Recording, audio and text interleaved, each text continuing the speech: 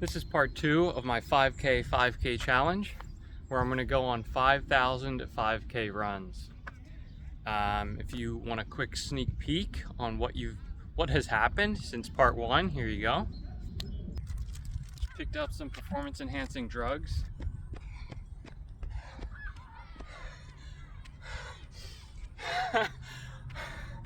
Oh my gosh, new superpower unlocked. I just had my first orthopedic consult. His advice to me was that I will never become a runner. I just have a foot that's all fucked up, in his words. I did my first official trail race and I ran right out of my shoe. I just bought a $100 accessory to make the $200 watch perform its basic function correctly. An ice pack a day keeps the tendinitis away. This is my 200th 5K. I am 4% of the way there. Now I have decided to give up running and become a bicyclist instead. Hopefully it's not a spoiler to say that I plan on doing I just did a triple with a bonus K, aka 16K, aka 10 miles. On this day, 1 year ago, I was running and my feet were numb and I tripped. Maybe it was on this crack, I don't know, but I went like this. Whoa. Back at the event that started this challenge, the donor dash, where I ran a 10K. I've learned one thing from YouTube, it's that you run faster if your nails match your shoes. Look at this old ass church. It is the day before the race. Bibs on the shorts. This is what I'm gonna wear tomorrow. I'm gonna change into this in the car.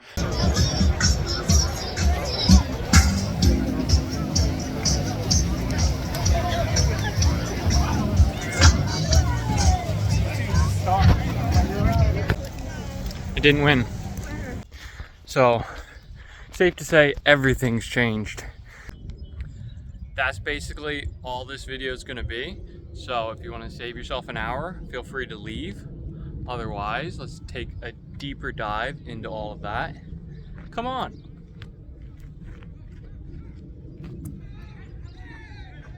Just kidding. Come with me now. I'm not giving you a second chance to leave. A lot of the video is going to be in this format, where I think I'm holding the camera more or less steady, but I don't have a gimbal, so it's based on my hand wobbling. So if this is too wobbly or windy for you, I should probably leave now. Just picked up some performance enhancing drugs, an inhaler for the asthma that I think I have. I'm going to take 2 puffs on the inhaler, run a 1K warm up, and then try to run 400 meters at 4 minute per kilometer pace, which is above my PB 400 meter.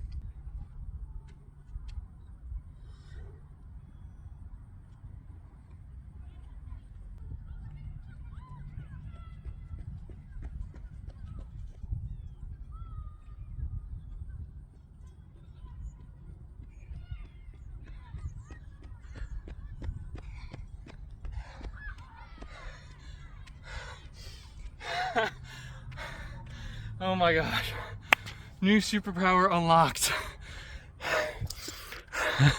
My breathing feels fine, like I'm out of breath, but it's gonna go away in a minute. I can even take a deep breath right here, ready? And it feels fine. I'm beyond ecstatic. I already forgot what time that was. I think it was 1:30. 10 seconds off the PB, and I feel fine. My lungs are not going to be killing me for the next hour or 2 or 6.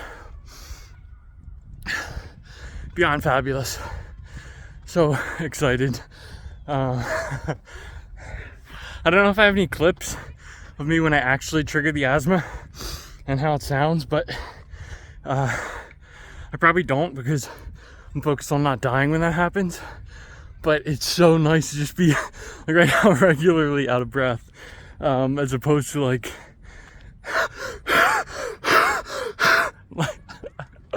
Oh my gosh, I'm so happy. And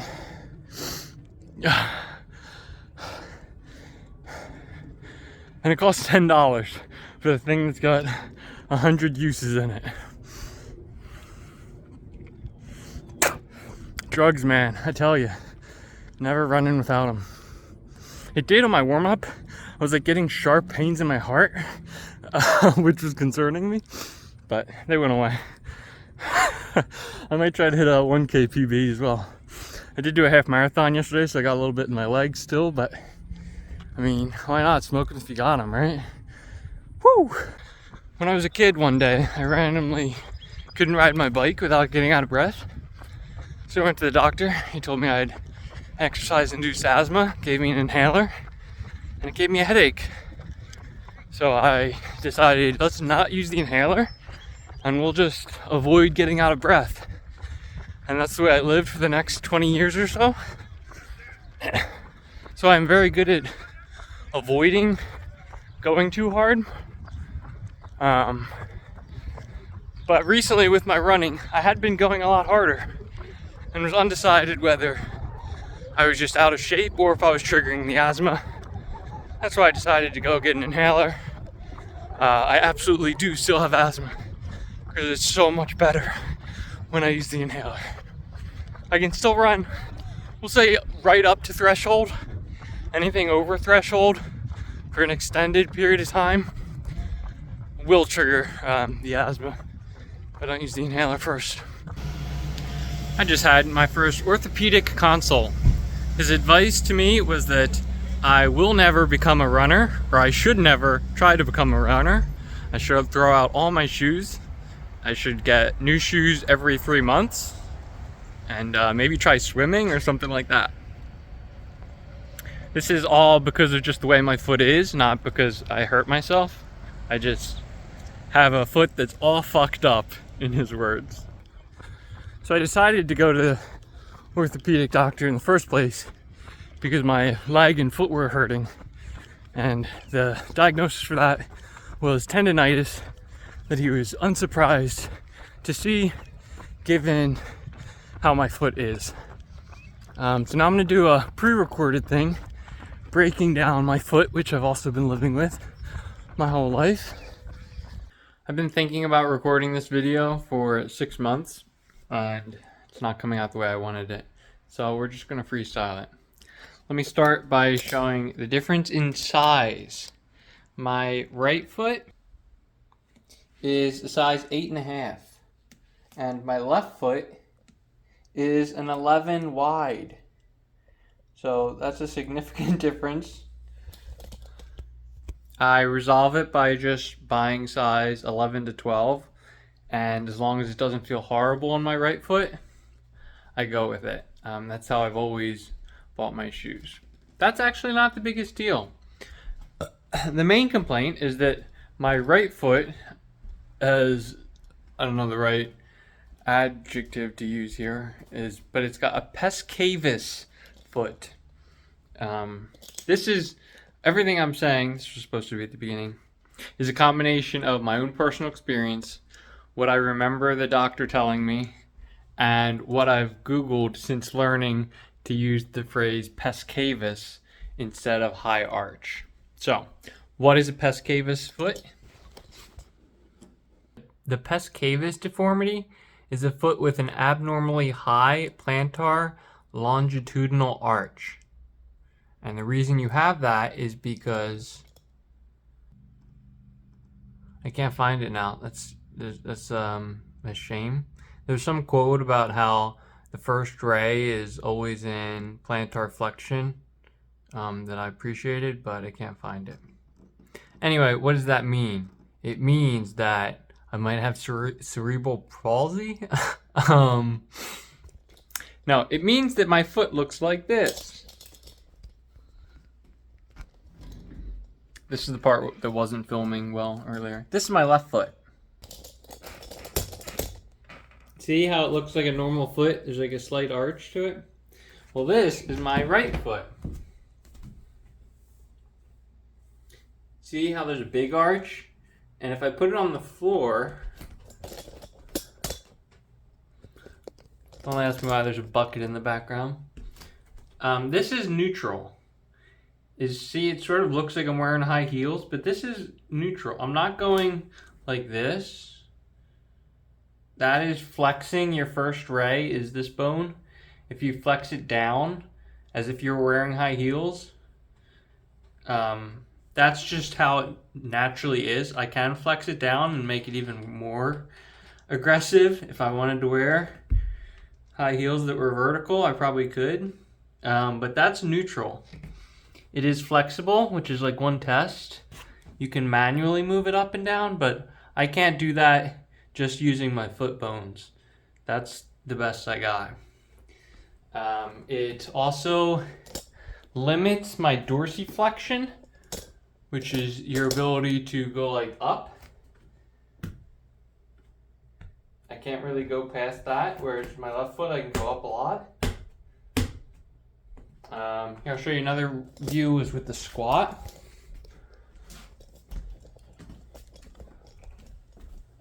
And I go forward. I can go to there before it starts picking up my heel, right?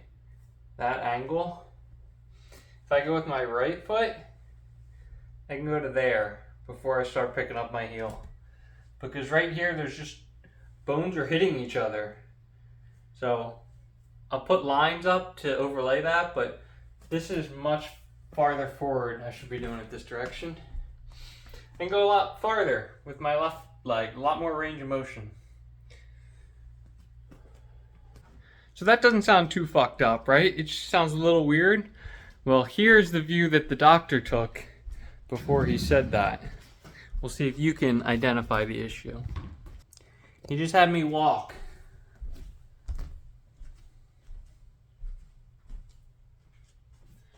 I don't know if you can tell. I haven't seen the video, so hopefully it's framed well.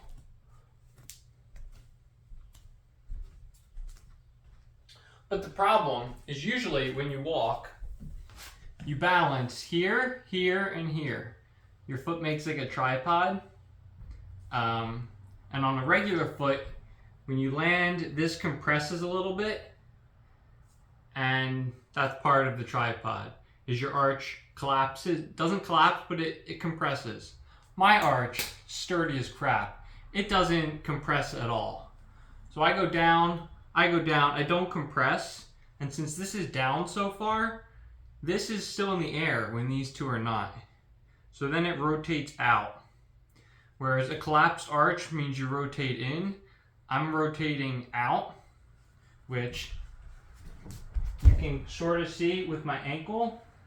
Comes out like this, as opposed to straight up and down. It goes out, which forces a lot of your weight out here on your fifth metatarsal. You get a lot of stress on that bone. Your peroneal longest tendon goes like up in here, and I get a lot of issues there. I was having just regular tendonitis, Achilles tendonitis. I'm not having that issue anymore, but I was at this point in the video. And yeah, that's it. Right here, I have an extra bone. I don't know how to describe it. If you go like this, right underneath your leg bone here, you probably don't feel anything. I have my brother described it as a knuckle. I don't know if you can really see it in the video, but there's like a bone that sticks out and it gets irritated by my shoe a lot. So I usually have a cut there, but yeah, extra. I don't know if it's part of my calcaneus or what, but there's like an extra thing there. Is that it?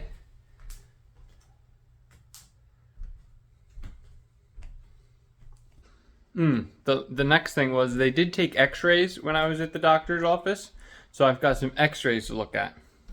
Unfortunately, I'm not a doctor, so I can't really interpret them correctly. However, fortunately, if you go on the internet, I'm not going to name websites, but you can find feet pictures freely available. So we're just going to call this an unnamed 20-year-old woman foot x-ray and compare it to mine, and I can at least break out the differences. So let me go on the computer to do that right now. Okay, my foot is on the right. The female foot is on the left here. The biggest difference I think you can see from this one is look at these bones, how they're like sideways. I got a second opinion from another doctor, and his question was, did you move during the x-ray? Like, did you sneeze and jerk your foot over? No, apparently these are just sideways. I think the biggest difference there is in my fifth metatarsal here. You see how this one, like they're like this. A regular foot is like this and this.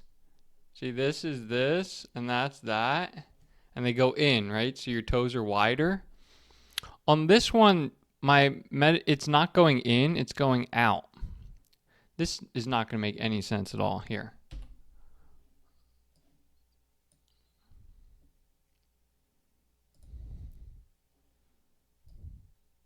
Okay. This is what I'm trying to say. Is that on a good foot, I'm being dramatic with the lines, but they make a V like that. This one, mine's tilted so far over that my V, it still opens up. This is still wider than this, but this angle is now to the left rather than to the right, which is not really as obvious in the x-ray, but when I squeeze my foot, like this bump is very much a bump out of my foot. The right side of my foot doesn't go straight, it curves. And this bump is very dramatic if I squeeze it. Showing my feet a lot more than I thought I would. Actually, here, let me insert the clip of me doing side planks to show that bump exists. All right, next x-ray here.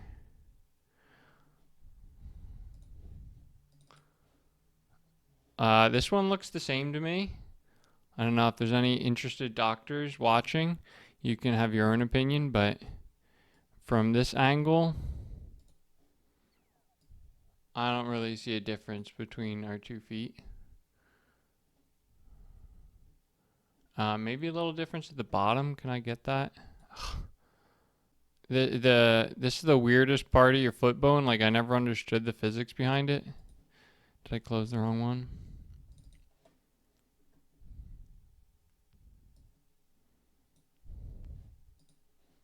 But like this weird part, this ball, it's not on my x-ray, but I mean, I got like a ball part of my foot, so I don't know why it's not there, but I mean, I got one. Let's go to the last one. This is actually a good one. Okay. This one I think dramatically shows the arch. And I'll actually draw on this as well. So there's a test that people who are qualified can do called your Mears line or something, where you draw on your first ray, which is your big toe bone, which is kind of hard to see, but it's somewhere around there. You draw a line there, and then you draw a second line. I don't understand where. It's like somewhere along here. It's supposed to be more or less straight if you have the right kind of foot. My big toe is this line right here, I think. And then the other line, I think, is something like this. So it's like not straight at all. And that's part of diagnosing this cavus foot is what's the angle here. But how you draw this second line seems very vague to me because they're not drawing along a bone. I don't know. Oh, see, and I do got the ball thing. Told you. Anyway, this I think is a good picture to show that, yeah, my foot, even if you don't know what you're looking at, like, obviously, this one's janked up compared to this, right? So, that's pes cavus foot. It's, simply put, like, physically not designed for running, which is why the doctor recommended I bike or swim instead, because it's just not, your foot is not designed for running. The act of running or even walking stresses spots that are fragile, and that properly designed foot doesn't feel those stresses in those spots. So that's what I got out of it. It wasn't like you'll never walk again, but then with a bunch of physical rehab, now I can walk. It's just you're gonna get hurt if you keep doing it. Um, that's how I took it. And then I started thinking, all right, well, can I do it safely? Can I slowly build up? Or should I just stop? And that was sort of what I started thinking about after that visit for the month of December. Lowered the volume and considered that question. Side plank on my left side looks like this. I should really zoom in more on the foot. Side plank on the right side, I'm not going to do because my foot doesn't lay flat.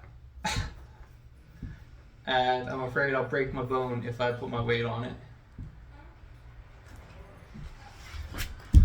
I'll zoom in on the wobble, and then I'll show you a block test.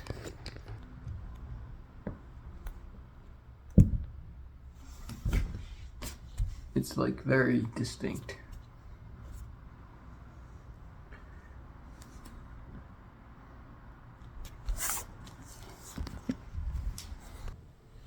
All right, here's the block test. See my foot? You see how the ankle's bent out? Well, if I step like this, is the ankle still bent out or is it vertical? That's supposed to show whether I have an inflexible or flexible rotation of the ankle, I guess. And I've honestly never done this before or looked at the footage. So feel free to judge for yourself. I don't know the right answer, although I'll probably have an opinion after I watch it.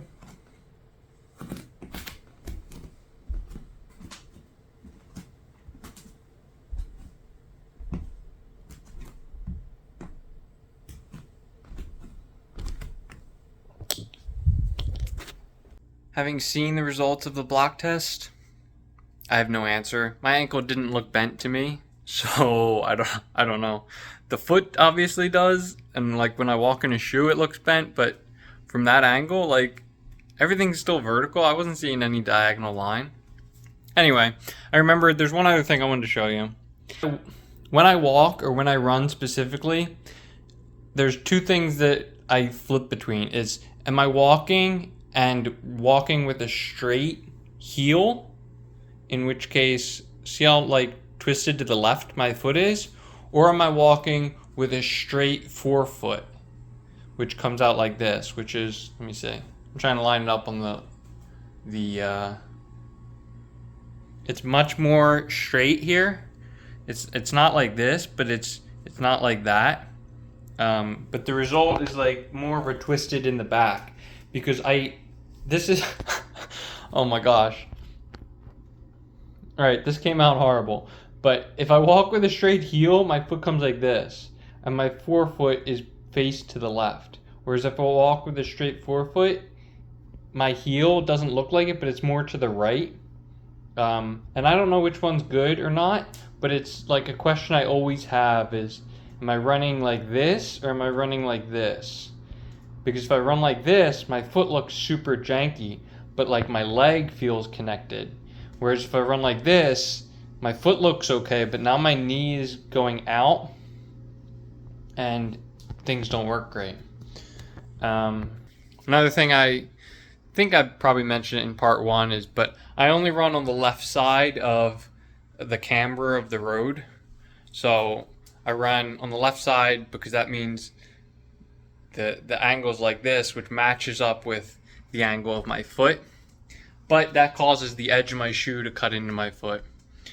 So it's either on the right sidewalk, because those are angled toward the road, or the left side of the road. It's really the only thing I can run on.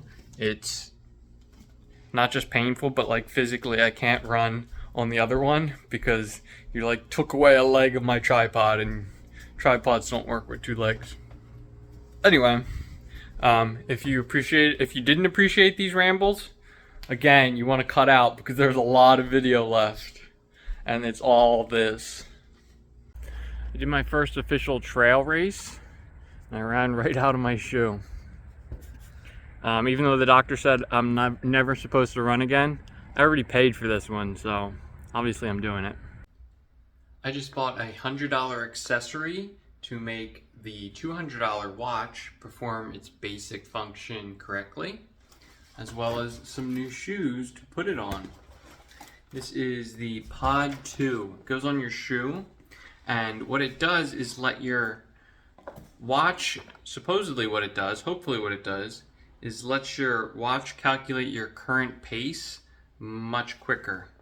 My watch currently takes like 10 to 20 seconds to tell you what pace you're moving at, which is terrible in my opinion. And this makes it closer to instant. I'm going to test it out today and see how instant that is. I went on a much longer rant here about some features I liked and disliked about the watch. The end result is, with the FootPod, no complaints about your current pace. Without it, constant complaints. I recommend getting it if you care about knowing what speed you're currently going, which I assume you will. The question of, am I still running? Why am I spending $100, $200 when I'm not supposed to be running? I haven't answered that question yet of whether I'm gonna give up running or not. But I see it is either I will continue to run, in which case I want this, or I'm going to give up running, in which case I'm going to give my watch to someone, and I'd much rather give them this as well and say, here's a functional watch, rather than here's a watch and it sucks because it doesn't tell you how fast you're going. So that was my logic. I'm going to go test it, see how it works. It's time to say goodbye to the old and busted. And hello to the new hotness. Replace all my shoes. I'm specifically excited for these. I'm no stranger to wearing gray clothing, but first time with gray shoes. First time buying shoes online, and they sort of fit, so that's a success. So is running fun enough to risk tendonitis and broken bones? That's what I was trying to decide. I decided it sort of is. It did limit my dreams. So every YouTuber seems to be doing marathons. I decided that's not gonna be for me. And we'll see how much I can run without my foot hurting. But I'm sure it'll be lower than that for years at least, if not forever. So that was actually a good expectation reset, because I had already been planning on like doing an ultra marathon length right now actually. So it kind of reset me. Let's only do baby mileage, but not giving up on the challenge. Still gonna do it. Maybe it'll just actually take the 15 years now instead of 5, but whatever. The new focus is just finding that level that I can maintain without having issues. A nice pack a day keeps the doctor... Nope, I messed it up. A nice pack a day keeps the tendonitis away. I have decided that I'm going to keep running. I'm going to lower my volume and keep it low. I'm not going to try to increase my weekly mileage. And hopefully I can find a place that I am not injured, that I can maintain reliably. I'll put up a chart here showing, we'll just do my mileage for the whole time. It's down in September because I was in Ireland, didn't really run there. It's up in October because running without having to record videos was fabulous and I really enjoyed it. Then it went down in November. Should have went down more, but I had that run with my brother and the jog on hour, so I had things that bumped it up. This red line is 18 miles a day. That's what I'm gonna set as my new schedule. On the weekend, I'm gonna do a 10 mile, 16K long run, and then I'm going to do 3 5Ks during the week. Hopefully that works. If I can maintain that for like 2 months and not get hurt, then I won't increase it. I'll increase the intensity, but not the frequency is the idea. If even with 4 easy runs through the whole week, I still have tendonitis. Then I'll lower it to 2 runs during the week. I really do want to keep my long run at 15K because at like 8K, an hour into it, I just feel really good. I guess that's when the endorphins kick in, and like the whole rest of the run I'm running with a smile on. I really enjoy it. My heart rate drops. It just feels good. So I don't want to stop at 10K and only get a little bit of that. So it's right now the long run will be 50% of my volume. But that's the best I can do because I'm not cutting the long run and I'm not trying to add more days. So we'll see. They're all going to be easy. As long as that works, then I'll start adding in sessions. I should add, this is a little bit dramatic. The constant pain of the tendonitis has gone away. It's just a tiny bit of tweaks occasionally now. So not running in November definitely helped. And I'm just trying to make sure today didn't bring it back with the long run. So almost immediately after recording that, like the next day, I replanned that and said, no, we're not doing 15K long runs, just 2K and 25K per week. So 3 runs. What does that say? My notes card here says low, not low. What on earth does that mean? I might overlay it here if I remember later. This is my 200th 5K. I am 4% of the way there. And to celebrate, I'm gonna hit a new 400 meter PB. It's below freezing today. Probably can't see that, but I can see it. So I'm taking care to do a warm up, which is not working because I'm getting colder the longer I go. But eventually I'm gonna run really fast. My current PB is a minute 28 or 88 seconds. I've noticed all the cool kids use seconds for the 400, which is 3 minutes 40 second per minute kilometer pace for the 400. So I'm gonna go at 3:30, and PB is really the goal. Not to find out what the ideal is, because that would require more than 1 run, and I just want to be 1 and done.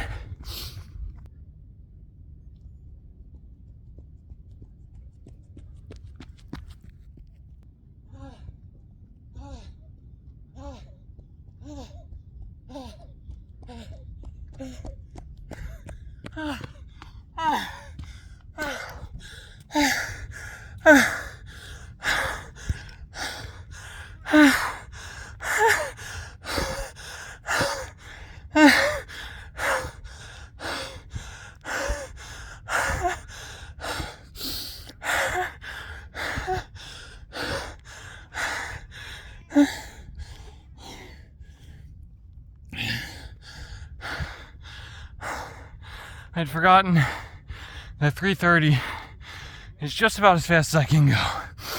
It's not a up on my toes sprint, but it's full everything else. So I started a little slower. I'm not sure if I made it. Possibly by a second, possibly not. That's disappointing. I don't know if I know how to tell without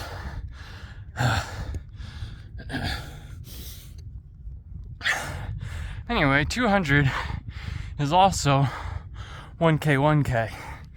My goal is to do 5K 5K. So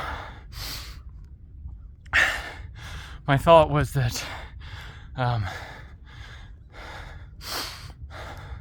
so 1K 1K is 1,000 kilometers. At the end of it, I'll need to do 25,000, but I got the 1 done. So I was thinking I'll also go set a PB in the 1K, which is significantly slower pace. I think it's for 38 minutes per kilometer. So I'm gonna recover and then go run at 4:30. I was originally thinking 4:15 or 4, but I kind of want to save a little in the tank to do another attempt at the 400. My first 5K in the snow. Listen to this crunch. It's so enjoyable.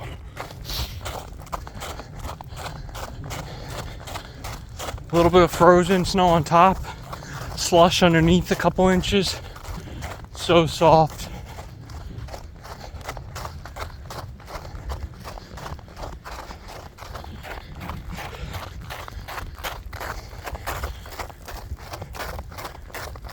I successfully was consistent with my running. I did 25K per week for the last 5 weeks, and now I'm doing 0 this week, and I'm gonna bike instead.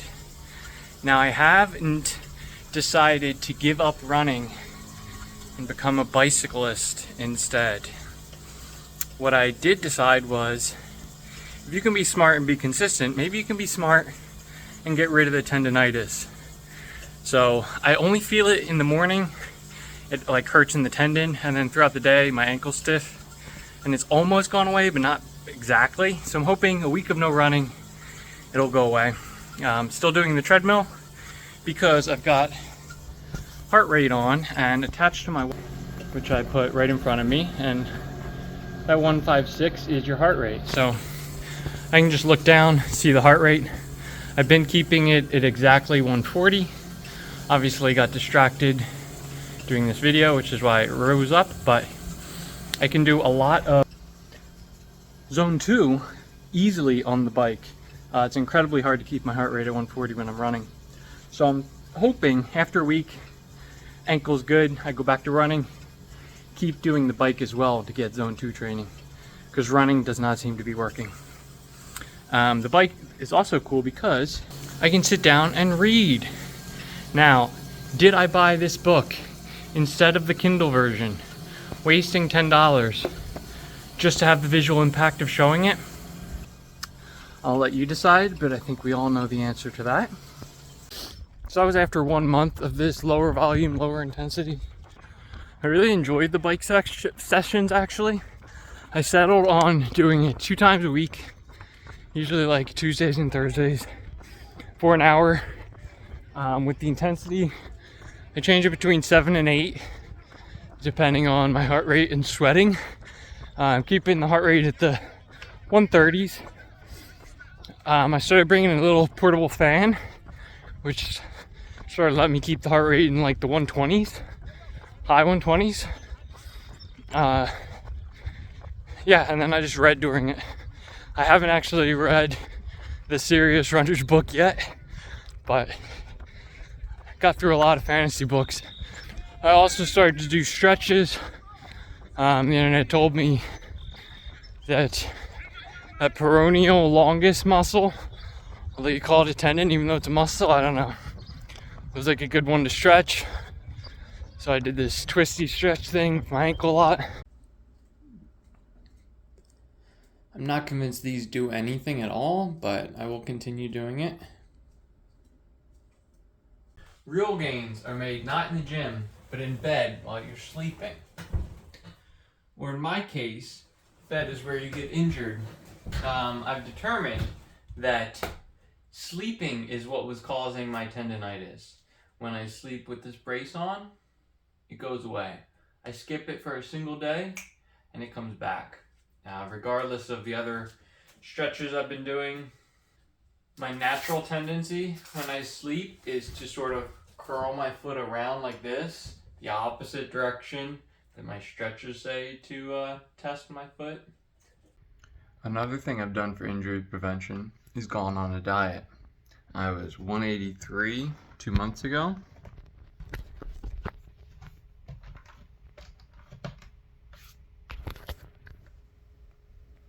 $164. But the phone weighs a little bit, so about 20 pounds down. That's good enough for now. Now it's time to train. I'm not going to give advice on weight loss.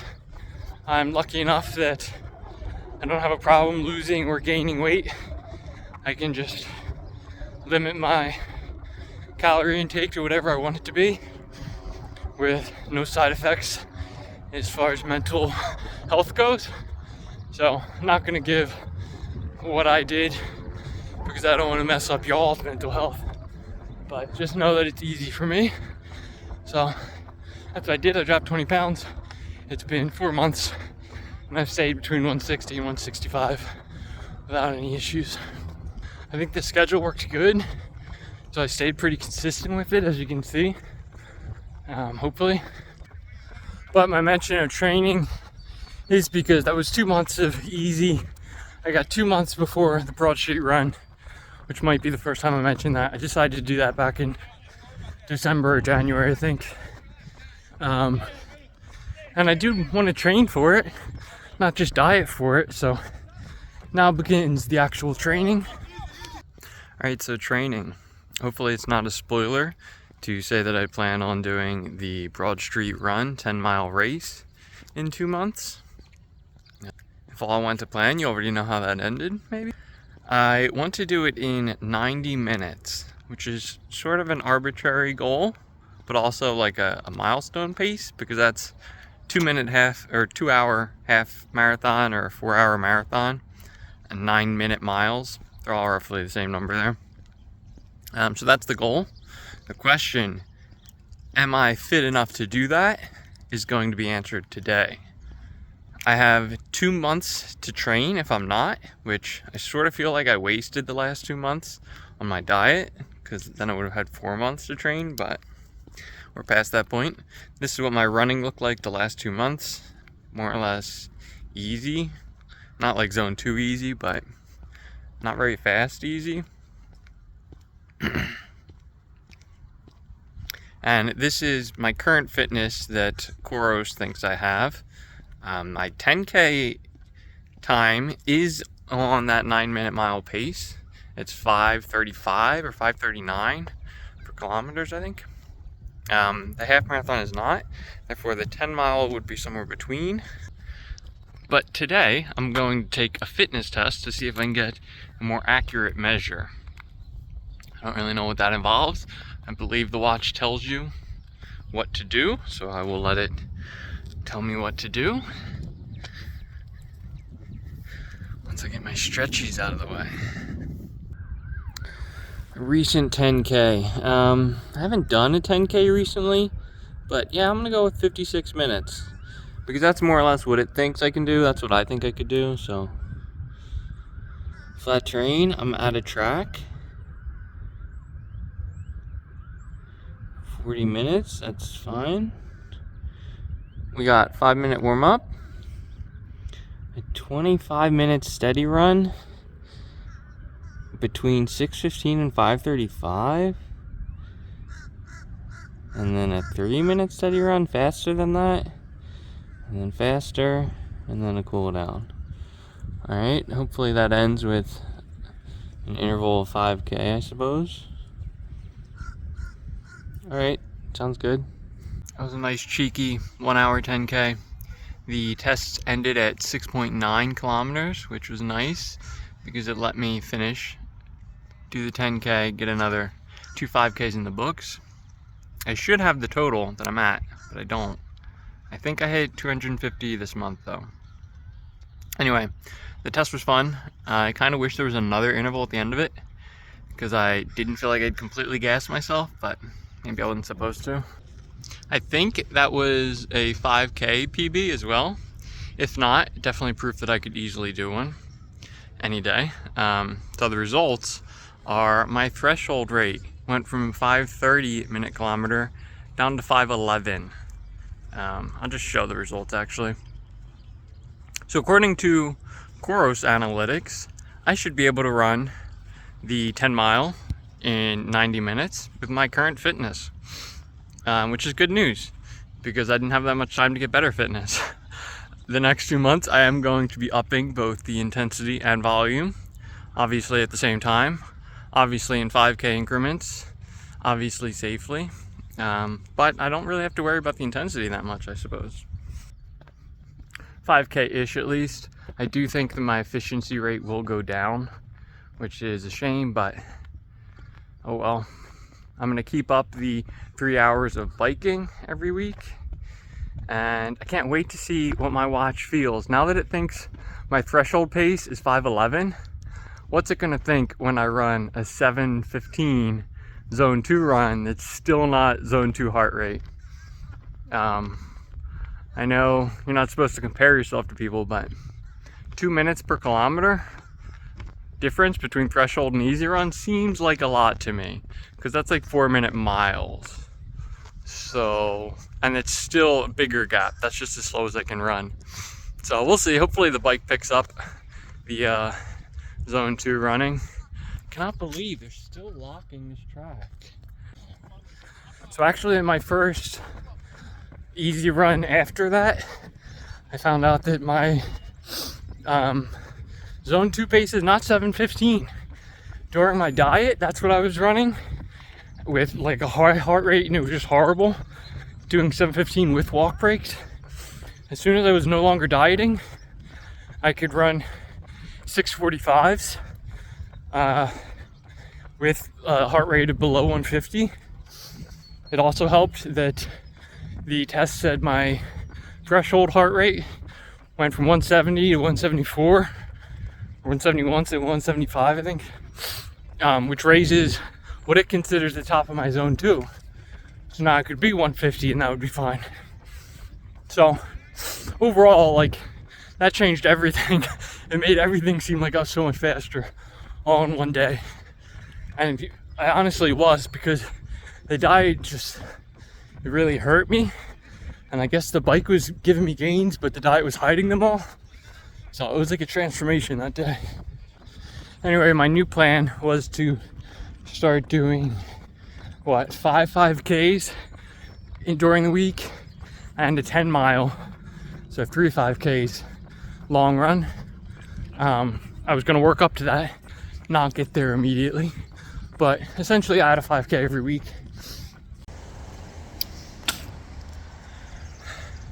I just finished, I just did a triple with a bonus K, aka 16K, aka 10 miles for my long run this week. I did the same thing last week, and boy, what a difference there was between them. Last week, I was thinking, this hour and a half, 10 mile is gonna be easy. I think it was an hour 45 is what I did it in. And I was like, yeah, another minute per K, no problem. I'm running in zone 2 right now. And today, all I could think was 10 miles is so far. I started thinking that at like 6K. The differences between them, last week was an out and back. This week was 4 laps. I definitely prefer the out and back rather than laps. Another difference was I didn't really eat dinner or lunch yesterday. Had some saltines and a fruit snack, and then had a banana for breakfast today. And it's currently 1 o'clock, so thinking I was not fueled properly for this run. And another difference is it was freaking cold today, which I hadn't minded running in the cold all winter. I actually preferred it over it being hot, but last week it was like 70, and then the 40s and 50s this weekend, I was just not prepared for. As soon as it flipped to 70, I was like, all right, winter's done. But it's not done apparently. I don't appreciate the flippity flop back and forth. And shout out to my brother who ran up and down a mountain 10 times yesterday for his ultra marathon, came in 4th. I think I covered everything and didn't leave any updates for present me to talk about, so get wrecked, mate. I want to apologize for that spit. I did leave that one there intentionally just to annoy Lydia. I took out a ton though. I didn't realize how often I hit record, stretch my shoulders out, go for a spit, and then start talking until I was watching it back. Apparently some people don't appreciate that. Okay, so here's the worst part. I didn't really take many videos during the training because it didn't honestly go very well. I got up to what I wanted to be my peak volume, and the bones in my right foot started hurting. I got a blister on my left foot in the same spot. I've only gotten a blister like 4 times, and they've always been the exact same spot. It's super annoying. But yeah, my right foot, it was a little bit of tendon. I don't remember honestly now, maybe a little bit of tendon, or the tendons were fine, but the bone really hurt. The base of my 5th metatarsal, and also higher up in the foot. And I wasn't enjoying that, but I was also trying to run through it and run through the blister as well. Although I would frequently end the run looking like this. So then I started taping it, just the toe, or actually I think that picture was where they taped, because the blood is kind of diffuse. That's what leaked through the tape. All right, and then gross picture warning. This is what it looks like underneath the sock, underneath the tape. Just like blood blister that would occasionally pop open. I don't know. Later, the scab grew like completely under the skin, which was weird. On this day, 1 year ago, I was running and my feet were numb and I tripped. Maybe it was on this crack, I don't know, but I went like this. Whoa. And I ended and I looked down and my hand was bloody-ish. Well, it was. And my knee did not look like this, it looked like this. My hand, I landed like this because I hold my phone, so I couldn't like stop myself. Anyway, that was my worst run ever. It was before this challenge started, in the 2 weeks before, and haven't had a run that bad since. I've been trying to will away the scar ever since, and it hasn't really worked. But everything else has gotten better. So the start of my running journey, I don't know if I actually documented it in part 1, so I figured I'll do it now. But I knew about this donor dash. My family was gonna do the walk. Last year, I saw people doing the 5K and I was like, I never done a 10K, maybe I'll do it. So I asked my brother, I knew he wouldn't want to do a 5K because he does ultras. He's not wasting his time with no 5K. He said, sure, I'll do it with you. I think he had like 3 weeks to prepare for it. A little couch to 10K effort in 3 weeks. The goal, I'm winded, was not to be able to run the whole thing. It was like from the get-go, run, walk, but ideally at the end of it, I'm still run walking, not walk walking. Which, spoilers, I did. I had to take a week off of walking afterwards because my legs and knees were kind of wrecked, but I succeeded in doing it. But one of the cool things I found while doing it was that if you run at like a below threshold rate, running's not the worst thing ever. I know that anyone who runs is aware of that fact, but I think that is what keeps a lot of non-runners from running, is they think it's the worst. Whereas if you run easy, it's literally not that bad. And once you have the right form, your legs don't get tired. And then it's really not that bad.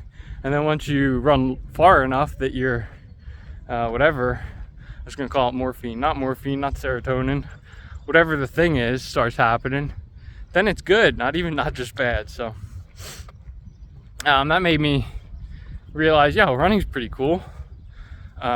Looking out the window during COVID, see all these attractive girls running, and I'm like, yo, if the girls want to run, I'll run with her, but I don't want to be a scrub, so let me like get up to that level so that when I get a girl who likes running, I can run with her.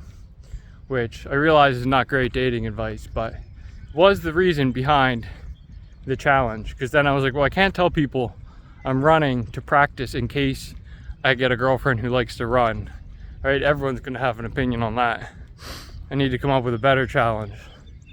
And then the 5K was born to provide cover.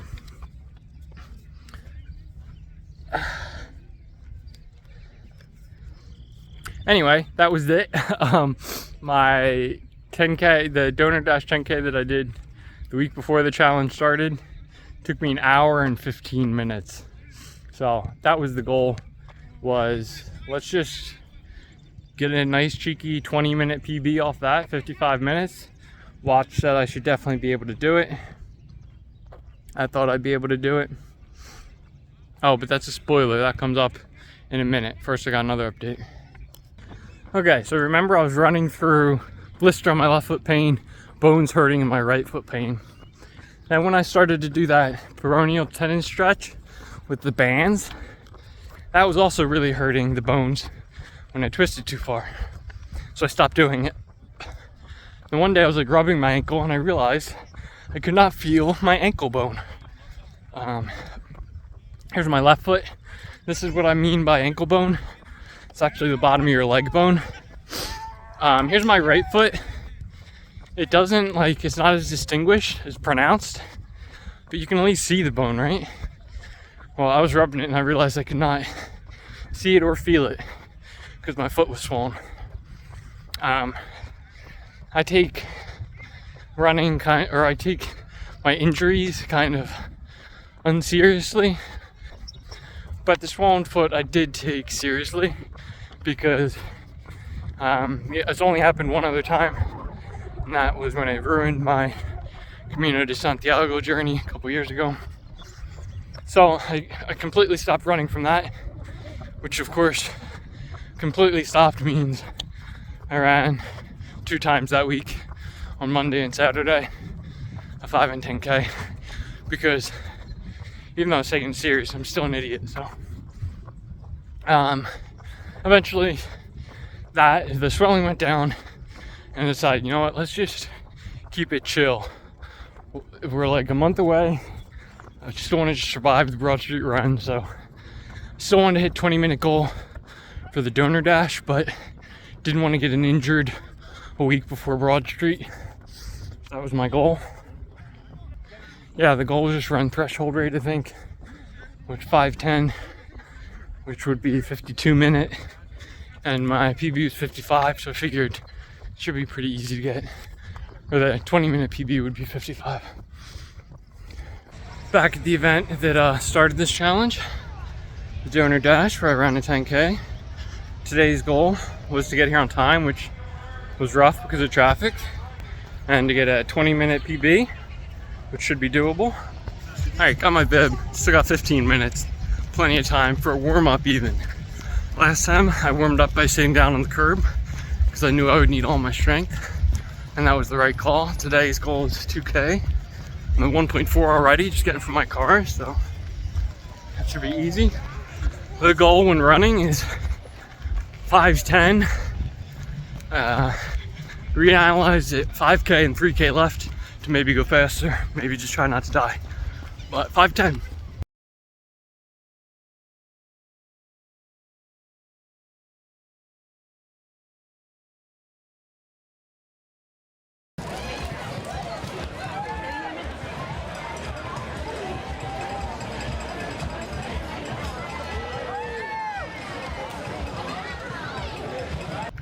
Post-race recap.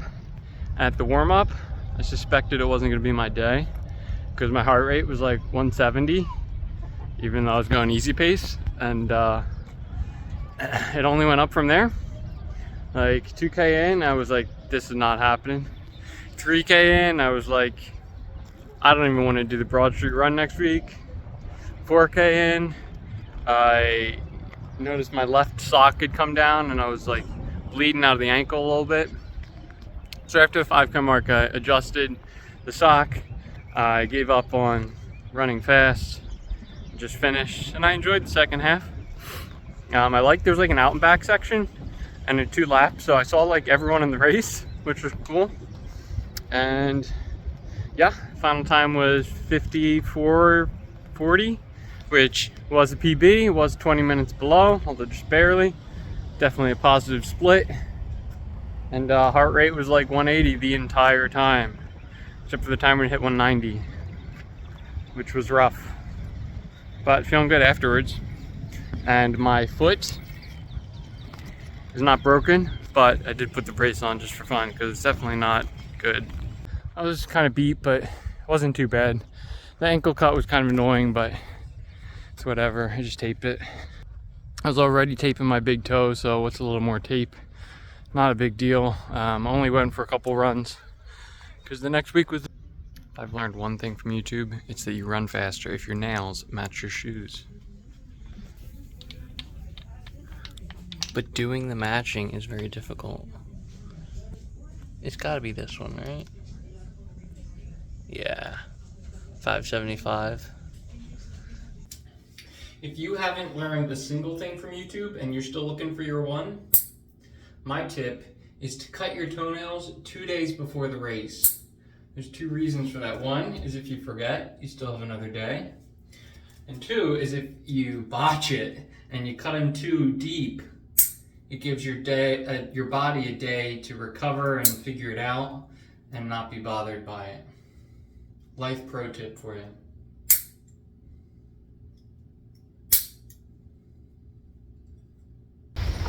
Look at this old ass church. It is the day before the race, so I'm in the city. Went to the convention hall to pick up my bib. One like this.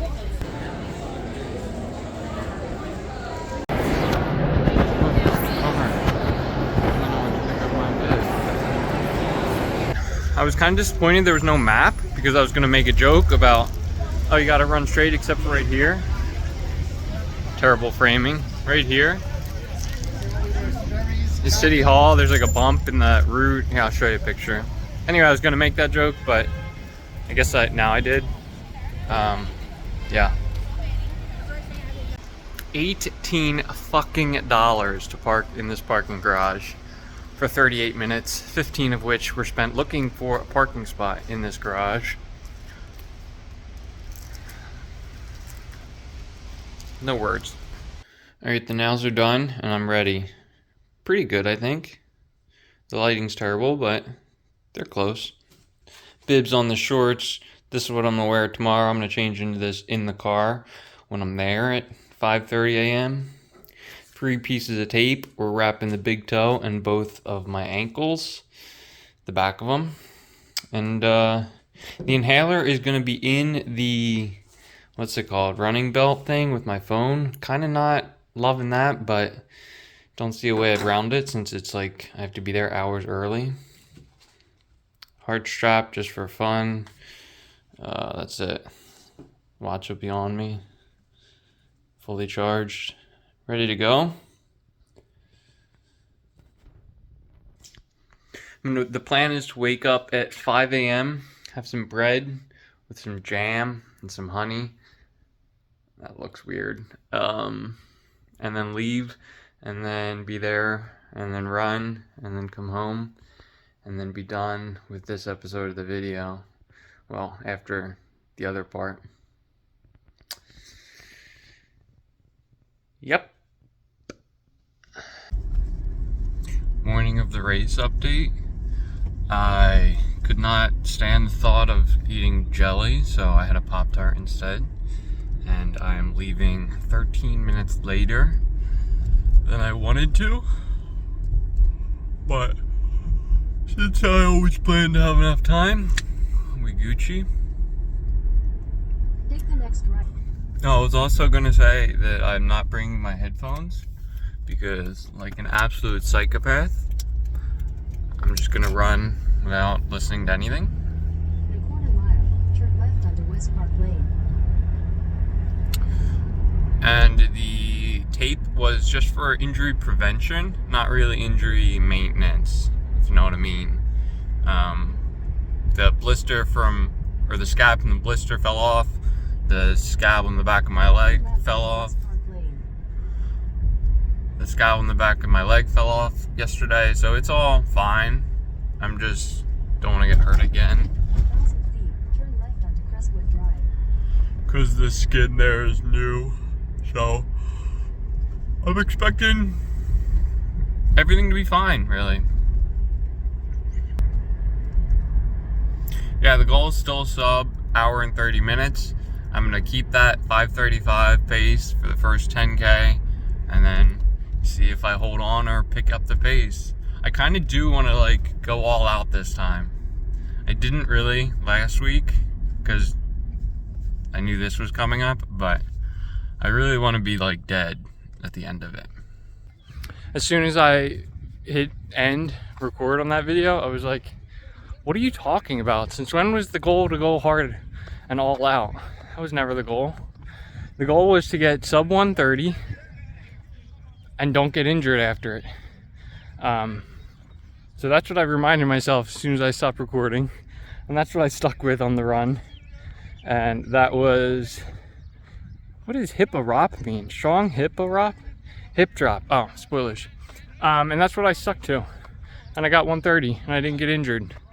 And I had a lot of fun. Broad Street Run was super fun.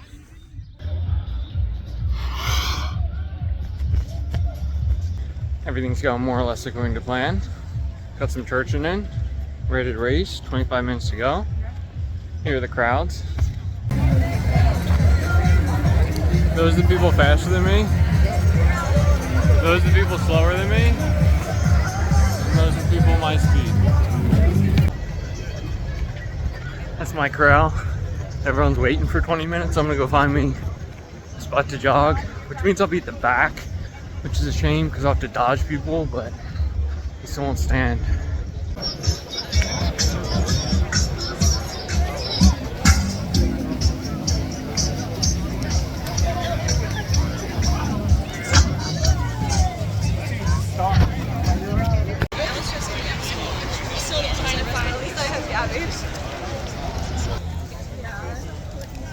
I didn't win, so it's not gold, which is a bummer. Post-race recap when I get to my car. NBC recorded the whole run. This is the start of my wave, and looking at when I was starting in my wave when I finished the start line, I saw, okay, you should be right here at this time stamp. So I zoomed forward, and then this guy talking about his stupid sign instead of showing my pixels across the start line. Manny, show the sign one more time. Chipotle might not have been the best pre-race meal, so you'll see stuff like that out here. Tell me, you're live right now. What's the meaning behind the sign? Oh, nothing. I just thought it would be funny. So that was kind of obnoxious. And then when I would have been finishing and crossing the finish line, they're showing an Eagles cheerleader instead, which is understandable. But it was super fun, even though I don't have any video evidence of that. I enjoyed it immensely. They sent out some photos of me afterwards, where I do want to mention I was not the only one to take off my shirt. I do that frequently when running, especially as it's getting hotter. I start sweating immediately, and so much better without a shirt. But I did see one other person in the video, not in person, with their shirt off. Some of the photos looked like I got some hip drop going on, which I didn't notice when I was doing it. And it's hard to tell from a photo, but potential concern. All right, so the recap. What happened?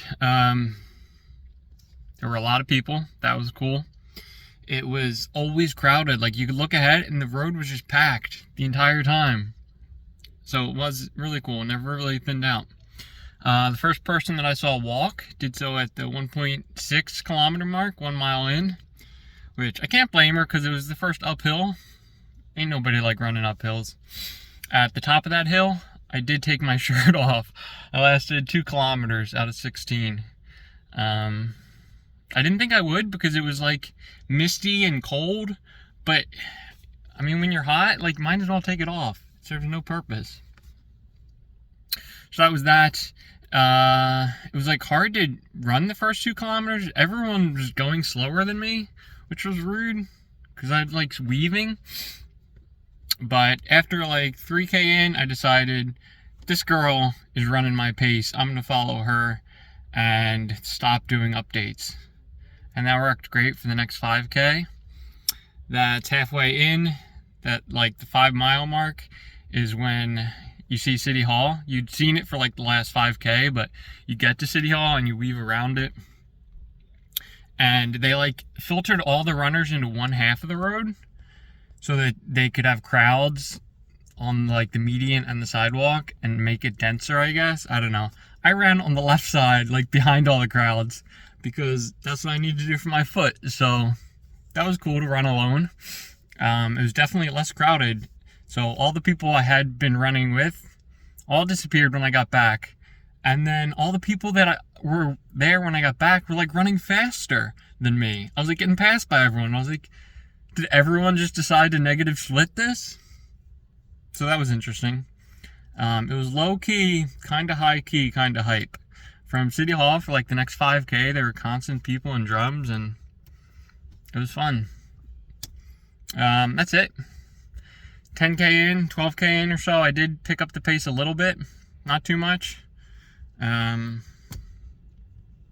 My peroneal tendon was like hurting real bad as I was running, and I was like, oh my gosh, this ain't great.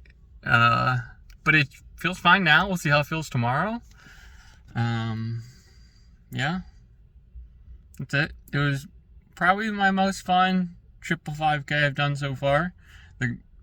The map looks great. Show that picture right there, but that 1, 2, 3, 4, 5, 6, 7 all in a straight line. I like that. Anyway, let's see how traffic is getting out of this place, shall we? My watch says I ran over 10 miles.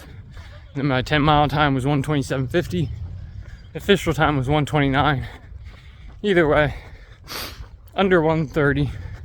I was happy. I also hit a 10K PB during that run, so it shows that I really didn't go all out the week before, because this time was faster. Only by a couple seconds, but still, I was going another 6K farther than that. Running with sore muscles doesn't feel as good as I thought it would. Back when I used to go to the gym, I'd be a big fan of taking 2 weeks off, go to the gym, get DOMs, go the next day. Working out with DOMs feels so good. Not the same with running. Today is the day after the Broadshoot Marathon. I got music in. I got a new shirt compared to the usual 3 I have.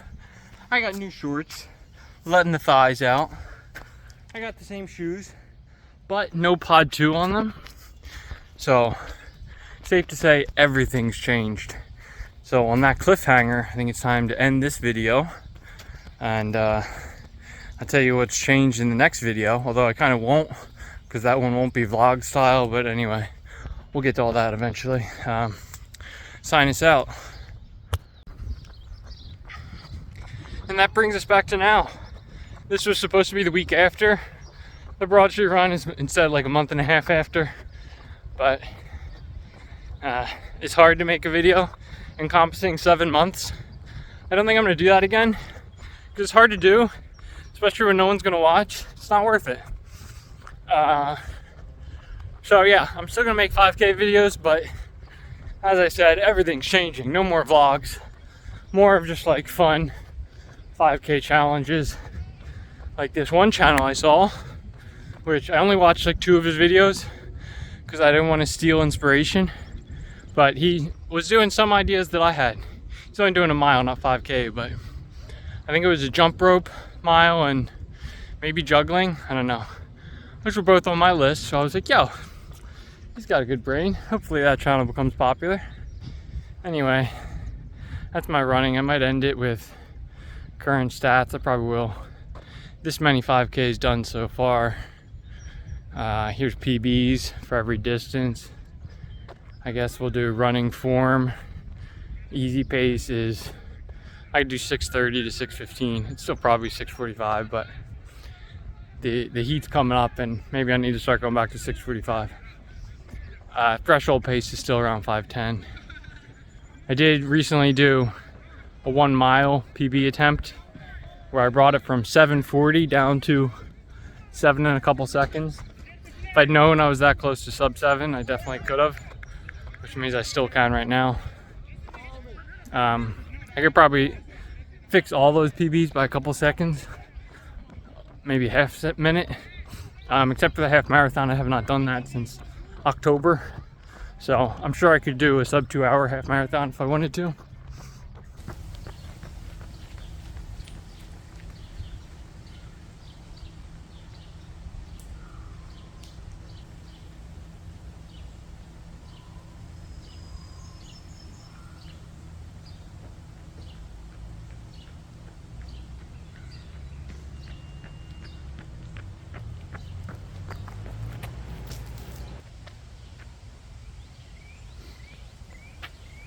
Maybe this is bigger of a hill than I think, because I don't know, I disagree with Watch's paces and I don't feel like recording it a lot, so